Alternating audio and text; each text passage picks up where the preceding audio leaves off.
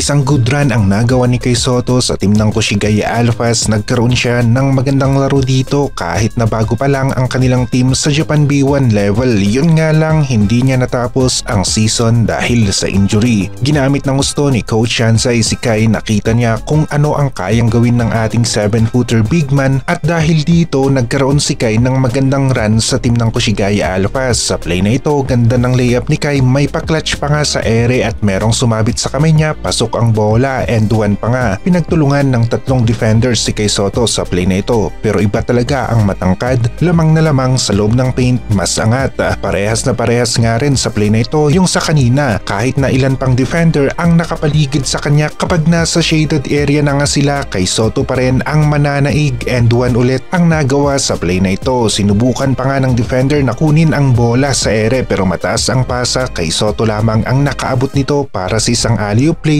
two-handed slam ang kanyang nagawa dito. Basta nga lang makalapit si Kai Sotto sa loob ng paint, kahit dalawa pa ang defender, mananaig pa rin ang pagiging 7-footer ni Kai sa opensa laban sa mas maliit nga sa kanya. Ito ang kanyang naibibigay height advantage sa isang team sa opensa, depensa at maging sa pagkuha nga ng rebound. Mahirap nga rin talaga na masabayan si Kai sa mga alley-oop plays, matataas ang mga pasa, Kai Sotto lamang ang madalas na nakakaabot ng bola sa ere. May mga mabibilis nga rin na tira si Kai at kung nalibre na nga siya, hindi siya nagdadalawang isip na bumitaw ng mga mabibilis na mga tira kagaya ng isang floater. Parang napakadali ng mga end one plays kay Kai Sotto at dito sumabit na naman ang defender sa kanya, lamang talaga ang height kapag sa loob ng paint ang usapan. Rebound ni Kai Sotto, konting dribble, konting angat, pasok na naman ang tira. Nagiging madali para sa Gilas team na makapuntos kapag nandyan si Kai dahil hirap talaga ang depensa ng kalaban. May tira ang Gilas sa 3-point area tapos malakas pa nga ang kanilang opensa sa loob ng paint.